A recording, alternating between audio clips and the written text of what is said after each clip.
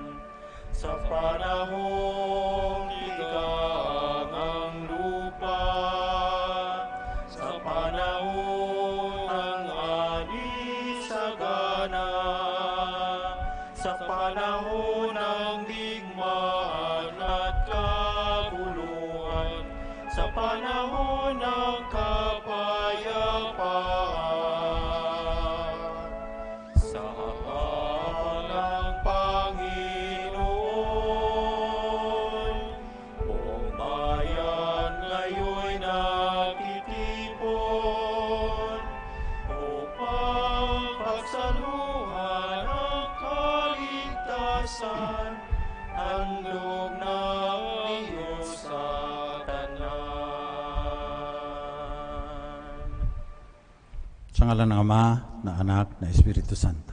Amen. Biyaya ng ating Panginoong Jesucristo, ang pag-ibig ng Diyos Ama at ang liwanag ng Espiritu Santo, naway sumainyong lahat.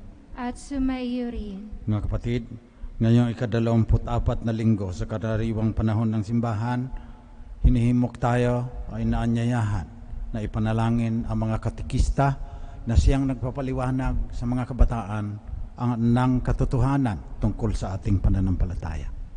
Isama na rin natin ang lahat ng ALS learners, Alternative Learning System. May 21,000 na ALS naka-enroll ngayon. Online learning po yan sila lahat. Bago natin ipagpatuloy ang ating pagdiriwang, pagsisihan natin ang ating mga kasalanan. Pinadala ka ng Ama dahil sa laki ng kanyang pagmamahal sa sanlibutan. Panginoon, kaawaan mo kami. Panginoon, kaawaan mo kami. Tinuhog ng sibat ang iyong puso upang mapatawad ang aming mga pagkakasala. Kristo, kaawaan mo kami. Kristo, kaawaan mo kami. Babalik ka sa wakas ng panahon upang hukman ang mga buhay at mga patay. Panginoon, kaawaan mo kami.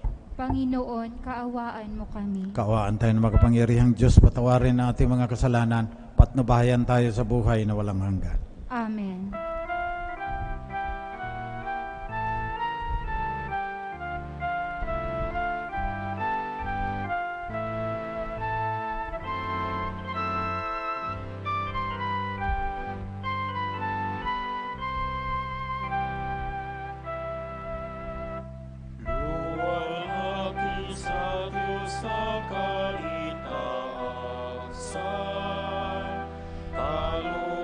Sa lupa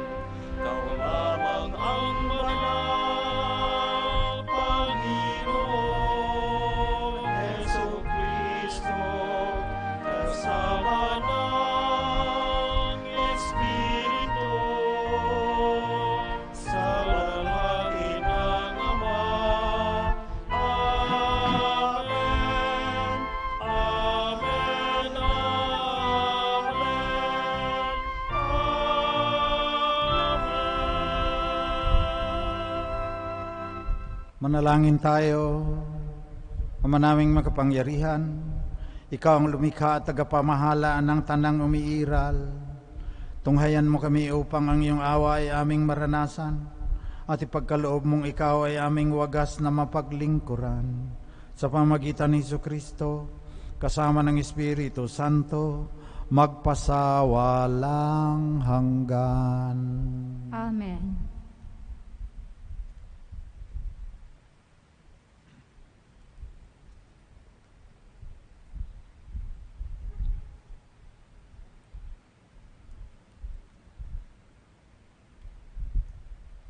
Pagbasa mula sa aklat ni Sirach. Ang puot at pagngingit-ngit ay dapat ding kamuhian, ngunit sa makasalanan, iyan ay pangkaraniwan. Natatandaan ng Panginoon ang kasalanan ng bawat tao, at ang mapaghiganti ay paghihigantihan din niya. Patawarin mo ang kapwa sa kanyang pagkukulang, at pag ikaw ay dumalangin sa Diyos, patatawarin ka rin naman.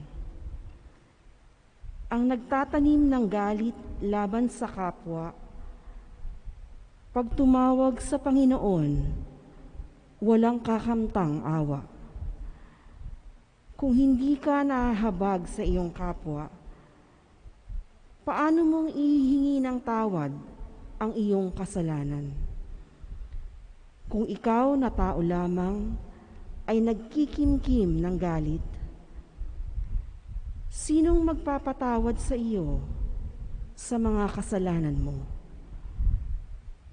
Alalahanin mo ang iyong wakas at pawiin mo ang iyong galit. Isipin mo ang kamatayan at sundin mo ang kautusan. Dili-dilihin mo ang kautusan at huwag kang magalit sa kapwa. Alalahanin mo ang tipan ng kataas-taasan at matuto kang magpatawad. Ang salita ng Diyos. Salamat sa Diyos. Ang ating mahabaging Diyos ay nagmamagandang loob. Ang ating mahabaging Diyos ay nagmamagandang loob. Panginooy papurihan, purihin mo, kaluluwa. Ang pangalan niyang banal, purihin mo sa tuwina. Ikaw, aking kaluluwa, ang Diyos ay papurihan, at huwag mong lilimutin iyong kanyang kabutihan. Ang ating mahabaging Diyos ay nagmamagandang loob. Ang lahat kong kasalanay, siya ang nagpapatawad, at anumang aking sakit, ginagamot niyang lahat. Sa bingit ng kamatayan, ako'y kanyang iniligtas, at pinagpapala ako sa pag-ibig niya't habag. Ang ating mahabaging Diyos ay nagmamagandang loob. Banayad nga kung magalit, hindi siya nagtatanim. Yaong taglay niyang galit, hindi niya kinikimkim. Kung siya ay magparusa, di katumbas ng pagsuway, di na tayo sinisingil sa nagawang kasalanan. Ang ating mahabaging Diyos ay nagmamagandang loob.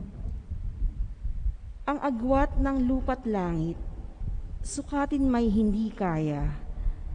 Gayon ang pag-ibig ng Diyos sa may takot sa Kanya. Ang silangan at kanluran, kung gaano ang distansya, gayong-gayon ang pagtingin sa sinumang nagkasala. Ang ating mahabaging Diyos ay nagmamagandang loob. Pagbasa mula sa sulat ni Apostol San Pablo sa mga taga-Roma. Mga kapatid, walang sino man sa atin ang nabubuhay o namamatay sa kanyang sarili lamang. Kung tayo'y nabubuhay, nabubuhay tayo para sa Panginoon.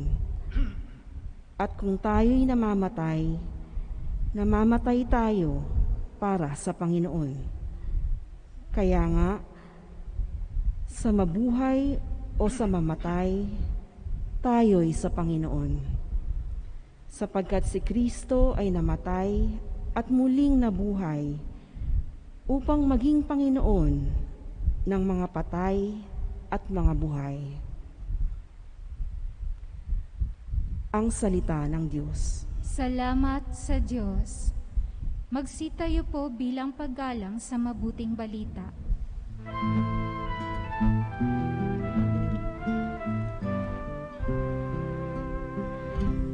Alleluia, alleluia, kami ay gawin mong daan ng iyong pag-ibig, kapayapaan at katarungan. Alleluia. Sumainyo ang Panginoon. At sumaiyo rin.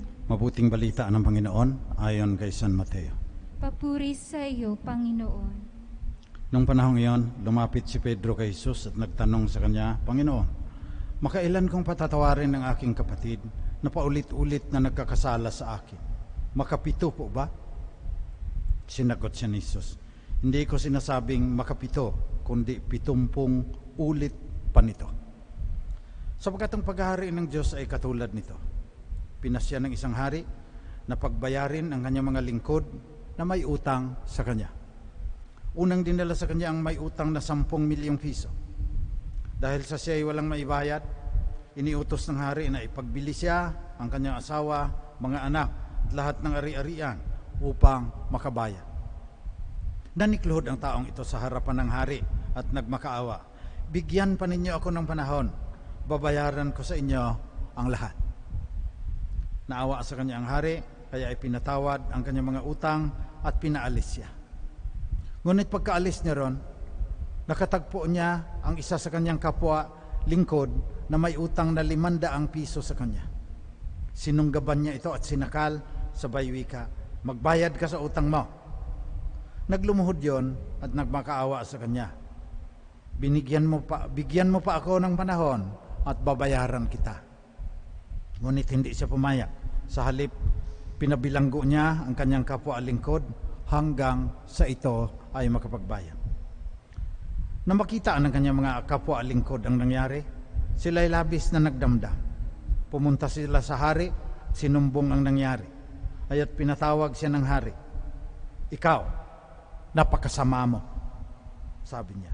Pinatawad kita sa utang mo sapagkat nagmakaawa ka sa akin. Naawa ako sa iyo. Hindi ba dapat ka ring maawa sa kapwa mo? At sa galit ng hari, siya ipinabilanggo hanggang sa mabayaran niya ang kanyang utang. Gayon din ang gagawin sa inyo ng aking amang nasa langit kung hindi ninyo patatawarin ang inyong mga kapatid. Ito ang mabuting balita ng Panginoon.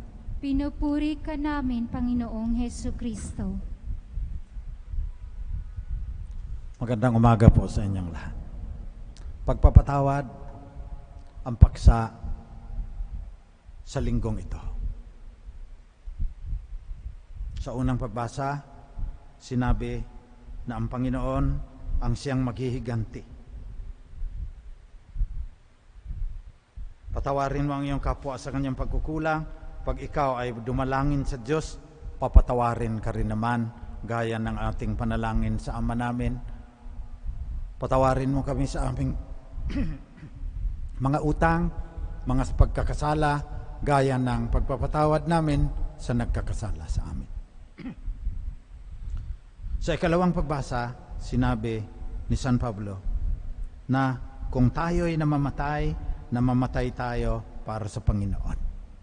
Kung halos kamatayan man na ikaw ay nasaktan, pinagbintangan, pinagtaksilan, yung munting kamatayan na yon ay para sa Panginoon.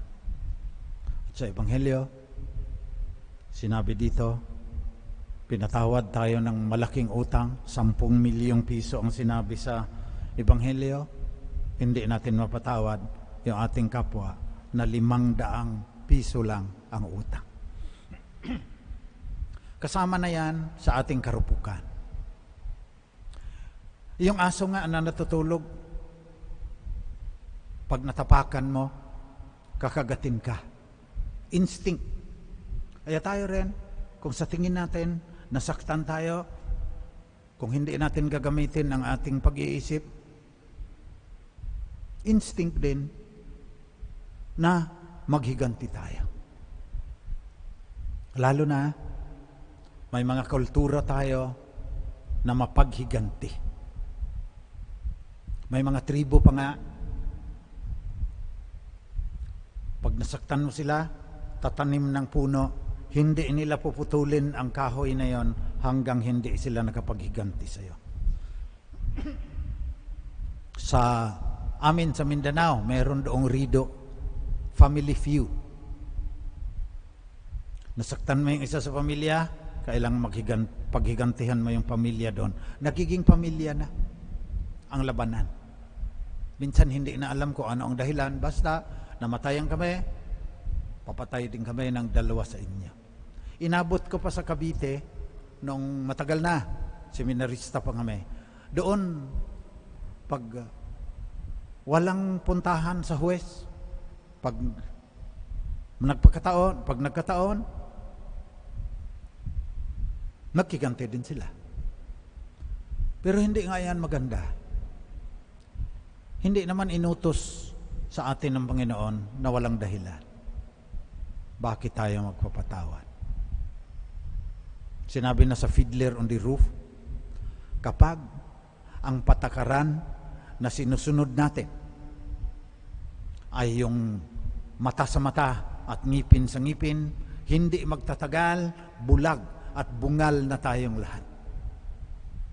It has to stop. Kailangan may pipigil dyan. At ang pipigil dyan sa ating pagiging mapaghiganti ay ang pagpapatawad. At yun, hindi natin kaya. Nahirapan tayo. Lagi tayong nagdadasal. Pero, pag may nakasakit sa atin, hindi tayo nakakatulog sa gabi. Nag-iisip, paano ko kaya maipaghiganti yung nasugatan kong puso. Samantalang yung pinaghigantihan mo, himbing na himbing, ikaw, insomnia, high blood pressure, at baka atakihin ka pa sa puso. Wala rin namang mangyayari. Patayin mo man, hindi na maibalik yung dangal mo. Kung pinatay niya ng anak mo, papatayin mo rin yung anak niya, hindi maibabalik ang buhay ng anak mo. Kaya, pinapakita po sa atin ni Saint John Paul II. Binaril siya, imimitag siya 5 beses ang tamaan. Kamuntik nang mamatay. Ang tagal noong operasyon sa kanya. Pero, nung gumaling na, halos hindi pa nga nakalakad, pumunta sa kulungan. Nimimitag siya, niyapos at pinatawad. Pero nakakulong pa rin yung nanakit sa kanya. At yan, ang ibig sabihin ng ating pananampalataya. May mga tao kasi na wala ng pagbabago. Kaya pag nakapatayan, kinukulong natin para matigil na yung kanyang pagpatay.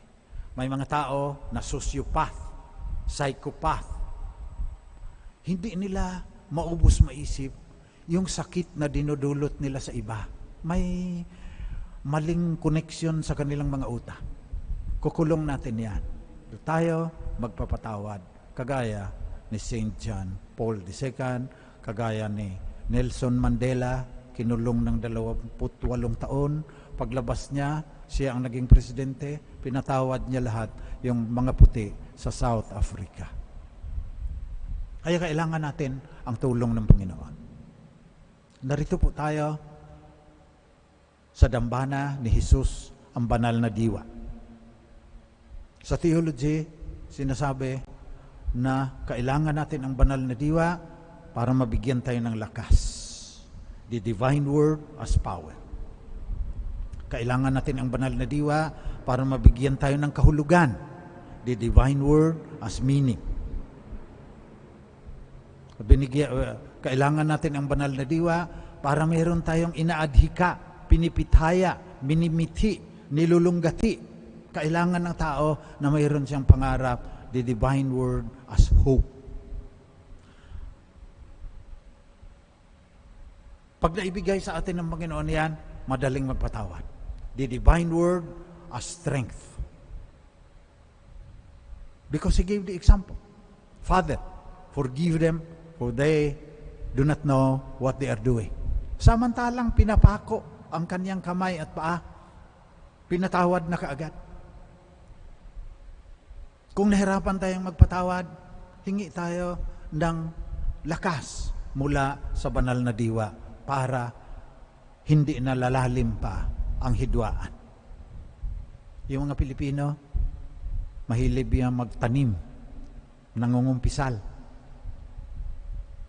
Father, nagtatanim ako ng galit. Sabi ko, tumubo naman.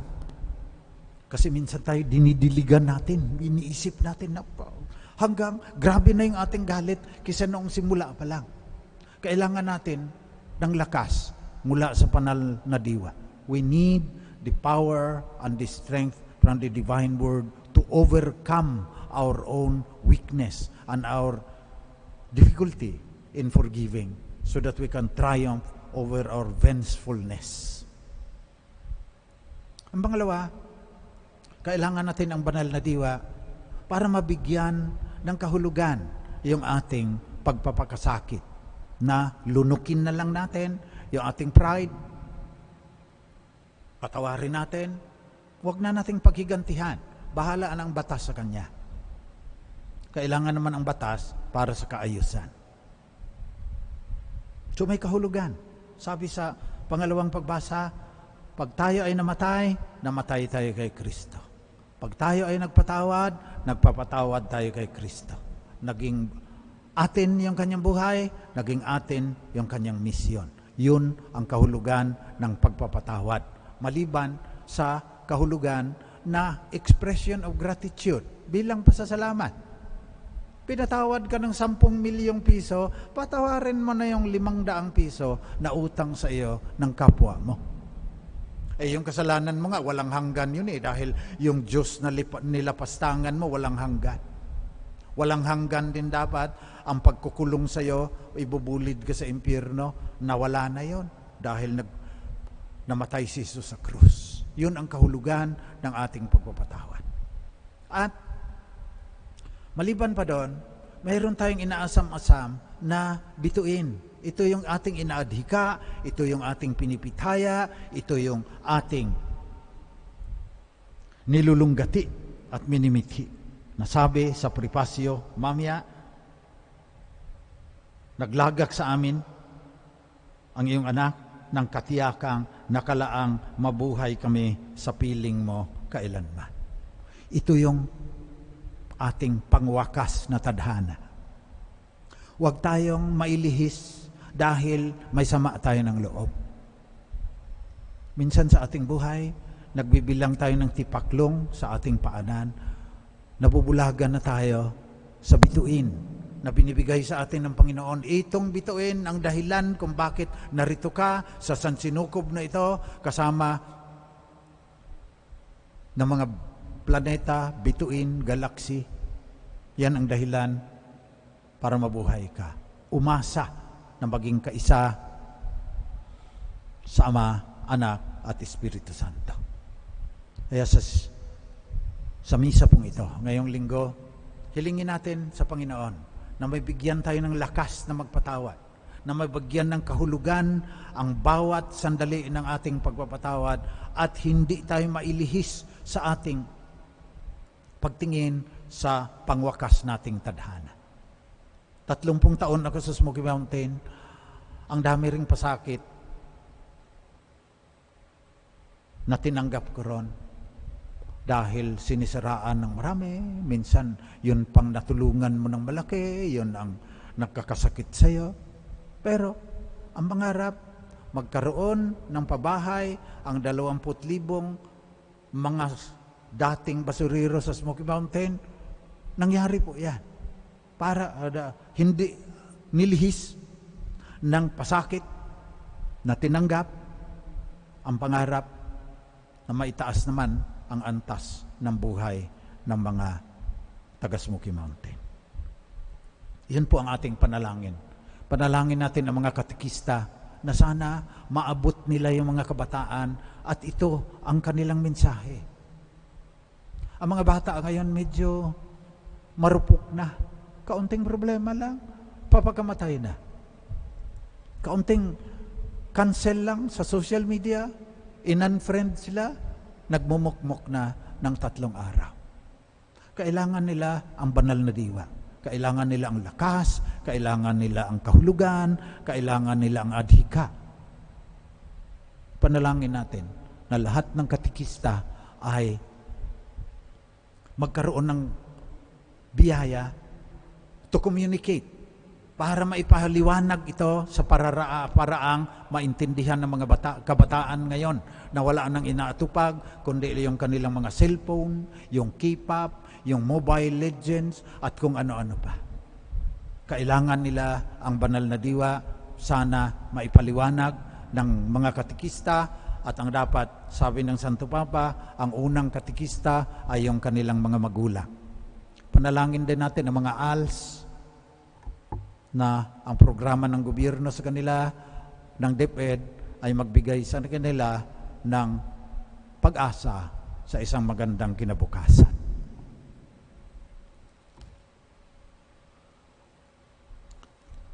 Magsitayo po tayong lahat. Pahayag natin ang ating pananampalataya sa mapagpatawad na Diyos at ang pangako ng buhay na walang hanggan. Sumasampalataya ako Sa Diyos amang makapangyarihan sa lahat, na may gawa ng langit at lupa, sumasampalataya ko kay Hesukristo, iisang anak ng Diyos, Panginoon nating lahat. Nagkatawang tao siya, lalang ng Espiritu Santo, ipinanganak ni Santa Mariang Birhen, pinagpakasakit ni Poncio Pilato, ipinako sa krus, namatay, inilibing, nanaog sa kinaroroonan ng mga yumao, nang may 3 araw na buhay na mag-uli, umakyat sa langit, naluluklok sa kanan ng Diyos amang makapangyarihan sa lahat. Doon magmumulang paririto at huhukom sa nangangabuhay at nangamatay na tao. Sumasampalataya naman ako sa Diyos Espiritu Santo, sa banal na simbahang Katolika, sa kasamahan ng mga banal, sa kapatawaran ng mga kasalanan, sa pagkabuhay na muli na nangamatay na tao, at sa buhay na walang hanggan. Amen. Panalangin ng bayan. Mga kapatid, ganap tayong pinatawad ng Diyos, ay inaasahan din tayong magpatawad ng ganap sa ating kapwa. Manalangin tayo sa ating Ama, na mapagkalooban tayo ng banal na diwa, ng lakas, kahulugan at adhika upang maisabuhay natin ang tungkuling ito. Buong pagtitiwalaan nating sabihin, Panginoon, tulungan mo kaming magpatawad. Panginoon, tulungan mo kaming magpatawad. Para sa simbahan, mapuspos nawa siya ng awa at habag sa kanyang mga nasaktan, at sa halip, manaig ang paghilom at pagpapatawad. Kami dumadalangin. Panginoon, tulungan mo kaming magpatawad. Para sa mga nahihirapang magpatawad dahil sa dinaranas nilang pagwawalang bahala, kawalan ng interes sa kanila at diskriminasyon, naway maliwanagan sila ng awa ng Diyos upang buksan ang kanilang puso na magpatawad at papaghariin din sa bawat pamilya ang kapatawaran sa bawat isa. Kami dumadalangin. Panginoon, tulungan mo kaming magpatawad. Para sa bawat isa sa atin na hindi naniniwala na kailangan ng kapatawaran, Nawa ang grasya ng Diyos ang magdala sa atin sa pagsisisi, pagpapatawad at pakikipagkasundo sa mga taong ating nasaktan. Kami dumadalangin. Panginoon, tulungan mo kaming magpatawad. Ngayong ipinagdiriwang natin ang linggo ng mga katekista, ipanalangin nating maging tunay na saksi at gabay sa mga kabataan ang lahat ng mga katekista sa pamamagitan ng kanilang mga salita at gawa sa pagpapalaganap sa pagmamahal at awa ng Diyos. Kami dumadalangin. Panginoon, tulungan mo kaming magpatawad. Para sa ating mga mahal na yumao, kamtan nila ang kagalakan sa langit, kasama ang mga anghel at mga banal. Kami dumadalangin. Panginoon, tulungan mo kaming magpatawad.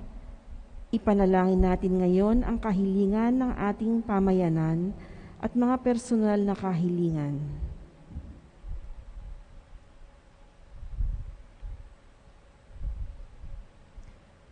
Kami dumadalangin. Panginoon, tulungan mo kaming magpatawad. O Diyos, pagpanibaguhin mo ang aming mapagmatigas na puso. Tulutan mo kami ng grasya ng pusong mapagpatawad at mapangunawa sa tulong ng banal na diwa. Batid namin kung wala ang iyong tulong, wala kaming lakas upang magpatawad. Ikaw na nabubuhay at naghahari kasama na Kristong anak mo at ng Espiritu Santo, Diyos magpasawalang hanggan. Amen.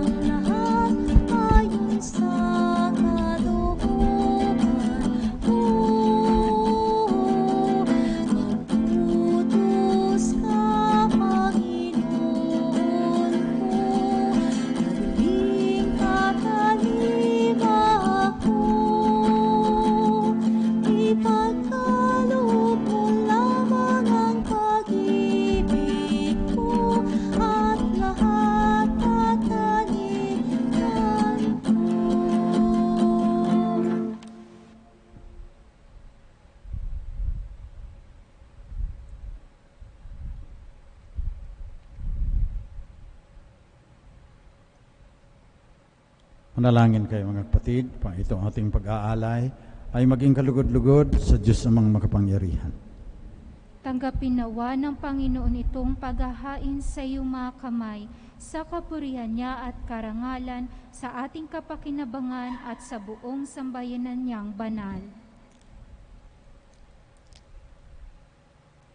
Manaming lumikha, maawain mong dinggin ang aming mga pitaya at paunlakan mo ang paghahaing aming inihanda upang ang mga handog ng bawat isang nagbigay para sambahin ang banal mong ngalan ay magkamit ng karagdagan mong kasiyahan sa pamamagitan ni Kristo kasama ng Espiritu Santo magpasawalang hanggan.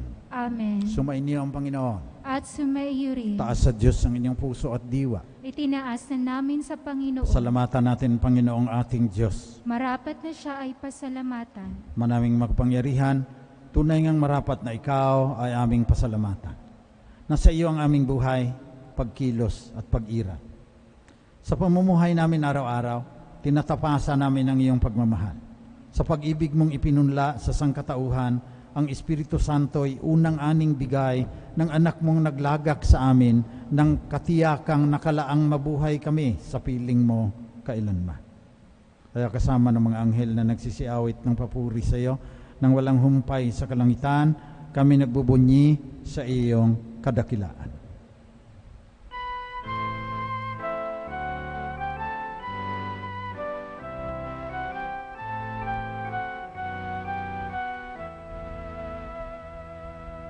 Santo, Santo, Santo, Panginoong Diyos, napupuno ang langit at lupa ng kadakilaan mo.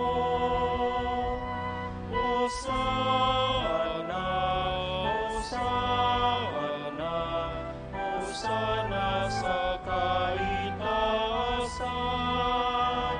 Hosana, Hosana, Hosana sa kaitaasan.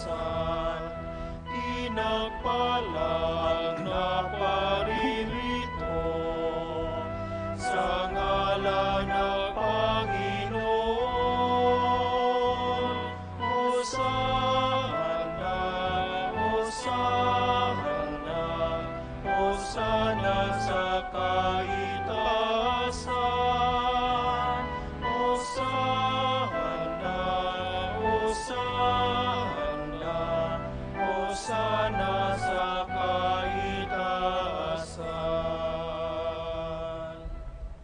Manaming banal, ikaw ang bukal ng lahat ng kabanalan.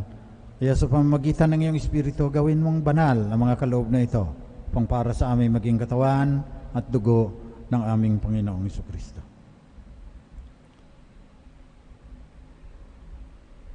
Bago niya pinagtiis ang kusang loob na maging handog, kumuha si Jesus ng tinapay. Nagpasalamat sa iyo, Ama.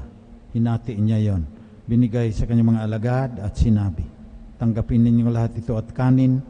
Ito ang aking katawan na ihahandog ng dahil sa inyo.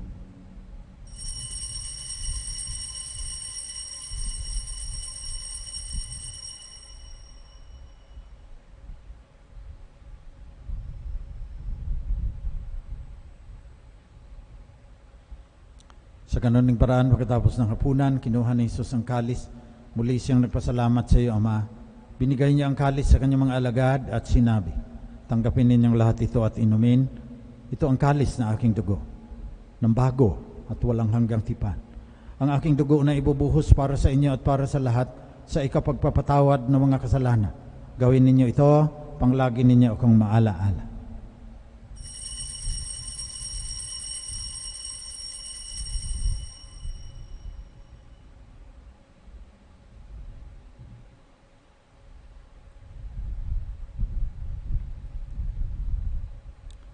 Pagbunyin natin ang misteryo na ating pananampalataya.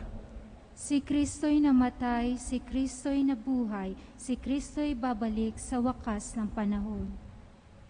Kaya sa pagunita sa kamatayan at muling pagkabuhay ng iyong anak, nialay namin sa iyo, Ama, tinapay na nagdudulot ng buhay, ng kalis na nagkakaloob ng kaligtasan. Nagpapasalamat kami sa iyo sapagkat minarapat mo kaming tanggapin sa mahal mong harapan upang maglingkod sa iyo. Pakumbabang isinasamo namin na kaming makikinabang ng katawan at dugo ni Kristo ay pag-isahin ng Espiritu Santo. Ama, lingapin mo ang iyong simbahang laganap sa buong daigdig. Puspusin mo kami sa pagmamahal, kasama ni Francisco na aming Santo Papa, ni Onesto na aming Obispo, at lahat ng kasapi ng sambayan ng Kristiyano sa buong mundo. Alalahanin mo ang mga kapatid naming nahimlay na umaasang sila'y mabubuhay, lalong-lalo na ang mga naglingkod sa iyo bilang mga katikista at yumao na. Kaawaan mo sila at patuloyin sa iyong liwanag. Kaawaan mo at pagindapatin kaming lahat na makasalo sa iyong buhay na walang katapusan. Kasama ng mahal na Birheng Maria na ina ng Diyos, kasama ni San Jose na kanya esposo, kasama ng mga apostol at ng lahat ng mga banal na namuhay dito sa daigdig ng kalugod-lugod sa iyo. Maipagdiwang nawa namin pagpupuri sa ikararangal mo sa pamamagitan ng iyong anak na aming Panginoong Jesucristo. Sa pamamagitan ni Kristo, kasama niya at sa Kanya, ang lahat ng parangal at papuri ay binibigay sa iyo, Diyos namang makapangyarihan, kasama ng Espiritu Santo, magpasawalang hanggan. Amen.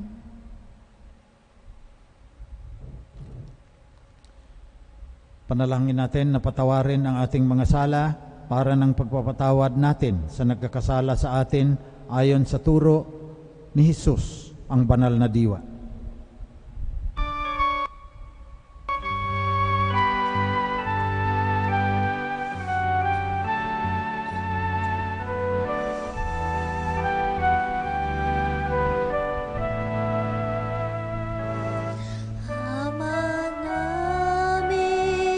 Sumasalangit ka, sambahin ang ngalan mo, mapasa amin ang kaharian mo, sundin ang loob mo,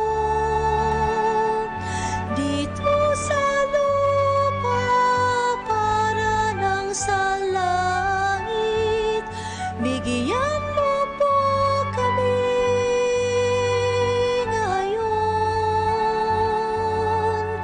ng aming kakanin sa araw-araw at patawarin mo kami sa aming mga sala, para ng pagpapatawad namin sa nagkakasala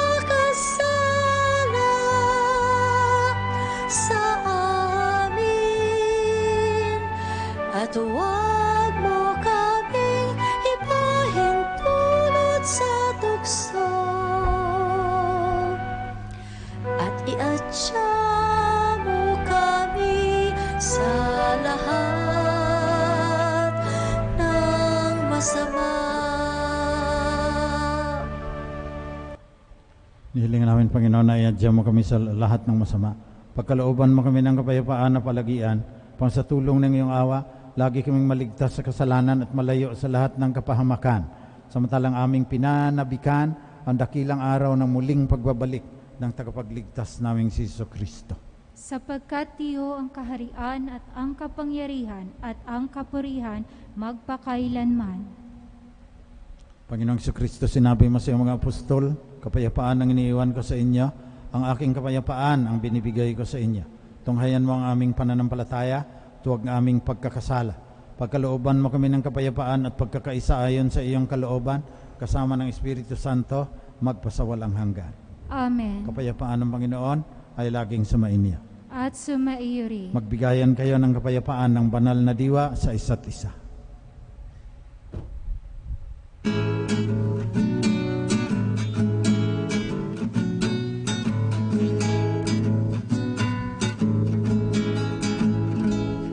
Cordero ng Diyos, na nag-aalis ng mga kasalanan ng sanlibutan, maawa ka. Cordero ng Diyos, na nag-aalis ng mga kasalanan ng sanlibutan, maawa ka.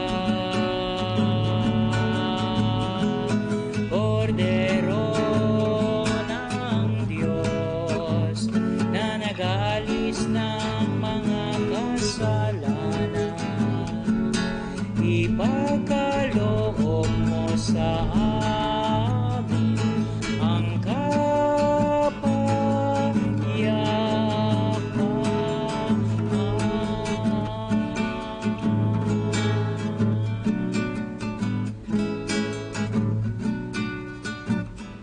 Ito, katawan at dugo ng ating Panginoong Jesucristo, ang banal na diwa ng Diyos. Mapapalad ang mga inaanyayahan sa kanyang piging. Panginoon, hindi ako karapat-dapat na magpatuloy sa iyo, ngunit sa isang salita mo lamang ay gagaling na ako. Naway ipagsanggal lang tayo ng katawan at dugo ni Kristo hanggang sa buhay na walang hanggan. Amen.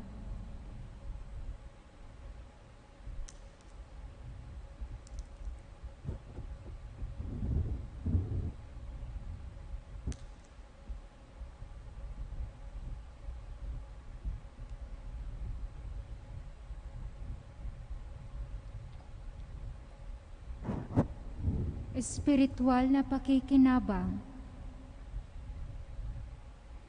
Aking Jesus, nananalig akong ikaw ay nananahan sa pinakabanal na sakramento. Mahal kita ng higit sa lahat ng bagay at nais kong tanggapin ka sa aking kaluluwa. Subalit sa sandaling ito, ikaw ay hindi ko matatanggap sa banal na komunyon. Naway tanggapin kita ng espiritual sa aking pagnanais na ito at pumasok ka sa aking puso. Niyayakap kita na parang naririto ka na sa akin at pinagkakaisa ko ang aking sarili sa iyo. Huwag mong hayaang ako ay mawalay sa iyo. Amen.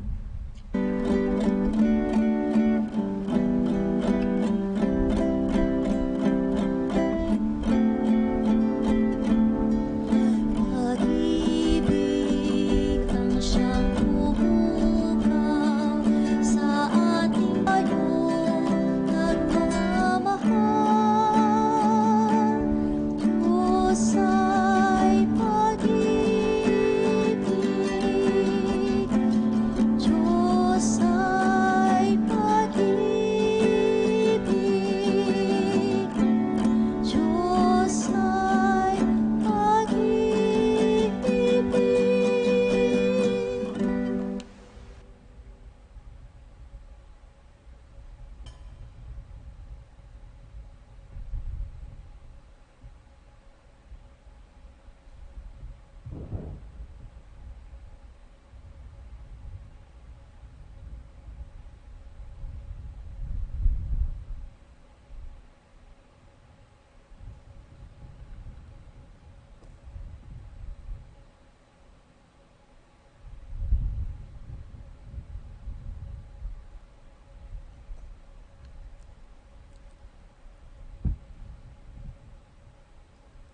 Nalangin tayo.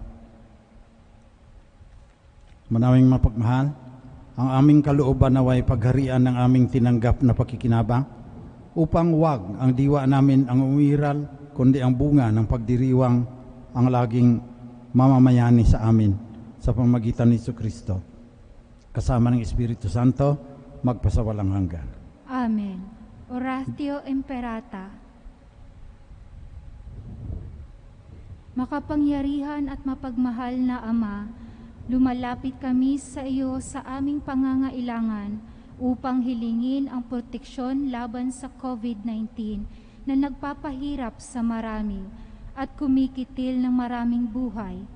Nagmamakaawa kami, mapagmahal na Ama, nagabayan mo ang mga taong nag-aaral kung saan nanggaling at sanhi ng epidemyang ito at sa mabilis na pagkalat nito.